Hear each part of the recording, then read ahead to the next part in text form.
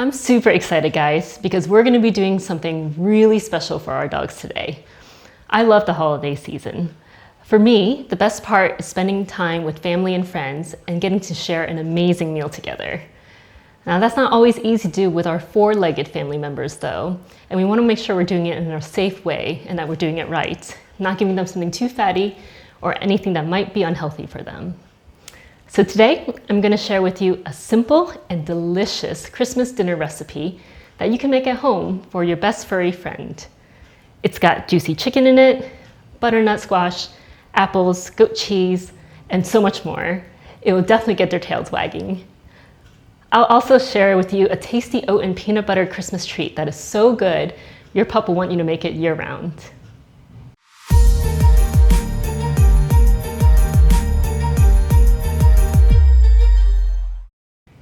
Okay, let's dive in, shall we?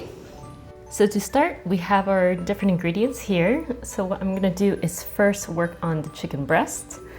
This guy is quite a big, thick, juicy one. So what we're gonna do is try to flatten him a little bit.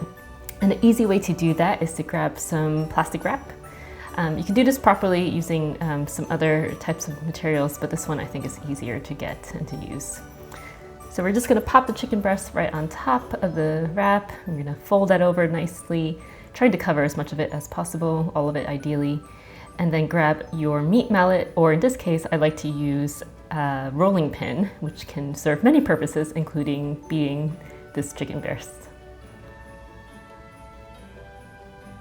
So what we're gonna do is try to get that into a fairly even flattening all around the breast, so you're trying to get the corners as well. Those tend to be a little more difficult.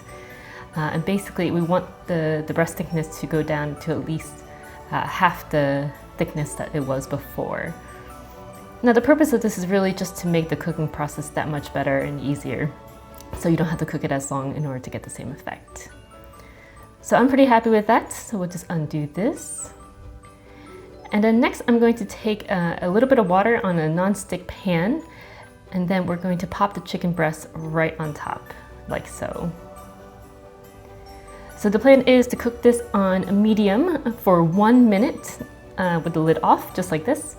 And then after a minute's time, you're going to flip that chicken breast over, and then you're going to pop a lid on top of it, and then you're going to let it cook on low for 10 minutes with the lid on. Next, I'm going to steam my butternut squash that I cut earlier. So please cut them to the right size for your pup. And I'm just gonna pop them in the steamer to get that going. Next, I'm going to chop up my spinach, which is about 50 grams.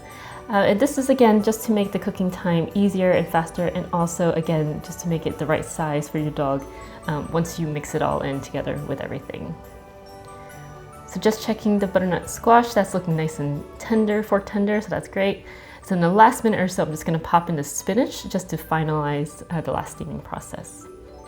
So next, I'm gonna weigh out 200 grams of imperfect apples. Imperfect apples are great because they contain all the nutrients and everything you want in a normal apple, but they are just deemed a little bit less pretty, and so they're difficult to sell in stores. So this is a great way to do our part in reducing food waste. So after weighing out my 200 grams, I'm going to cut them into size. So please remove all the seeds and stems, but you can leave the peels because that provides a lot of good fibers. Just gonna cut this guy as well. For the chicken now, we're just gonna turn off the heat and we're gonna leave that, again, with the lid on, untouched for another 10 minutes until it's cooked through. So you can see here that it's been cooked. It's nice and juicy inside without any pinkness. And I'm just going to cut that into, again, the right size for your dog. What I like to do is cut them into diagonals in both directions and eventually kind of shred them up like so. And we're just gonna pop that into our bowl with our apples.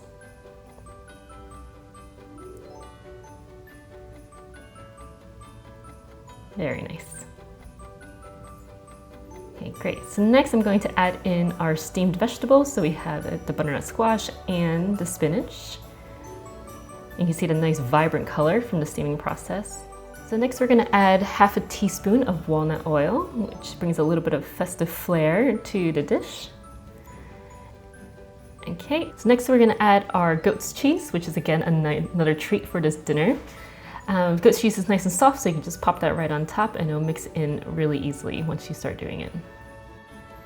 And then last but not least, we're going to add in our meal completer just to make sure that the diet contains all the nutrients that your dog needs. So in that goes, and then we're gonna mix this mixture up very thoroughly. So you want basically everything nicely coated and nice and even. So you can see that that's been done there, and that is a really beautiful, vibrant color. And there you have it. There's the Christmas dinner. So next, I wanna go through the treats. So what you're gonna do is turn on your oven and preheat to 160. And there are 4 ingredients in this treat. So the first is 170 grams of unsweetened applesauce.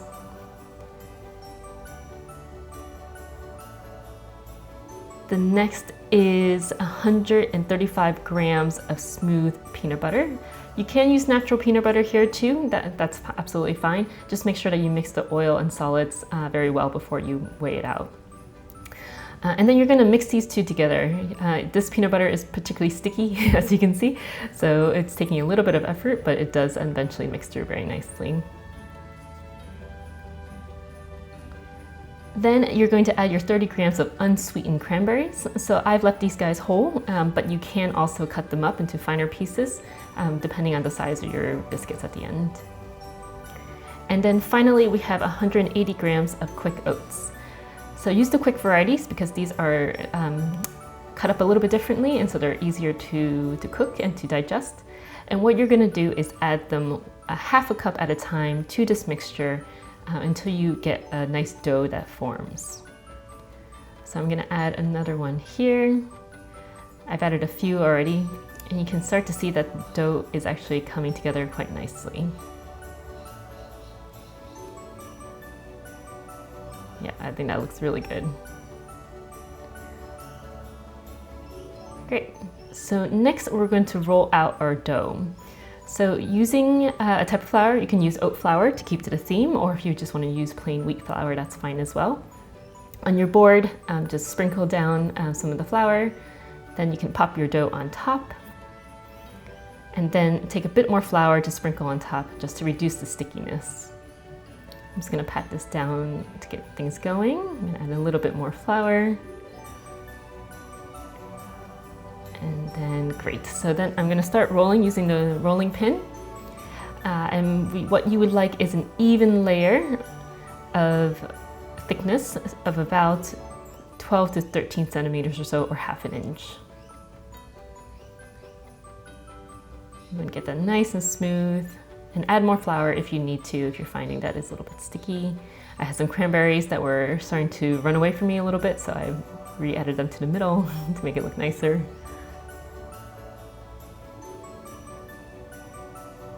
And there you go. Now it's nice and even all around. Okay, great. So then next you're going to take the cookie cutter with your shape of your choice. So in this case, I have a festive bone. And then you're going to just gently press and cut out the different shapes in your dough, like so. And to remove them, if you're finding that it's hard to actually take out the shapes, so what I suggest is that you can just kind of shimmy them off like so, and then that way you can easily maintain the shape while getting the pieces out. And then for the little bits of pieces of extra dough, what you can do is then gather these up and reform them. So same thing, I'm gonna pop a little bit of flour onto the table, get my dough ready, and also pop a little bit more flour on top to reduce the stickiness. I'm just gonna roll that out like before, and again, cut using your cookie cutter. Trying to use up as much as possible, again, trying to be as mindful about food waste as we can. Great, so here they are. We're gonna pop them on a parchment paper or silk pad or another non-stick type of material onto a baking sheet.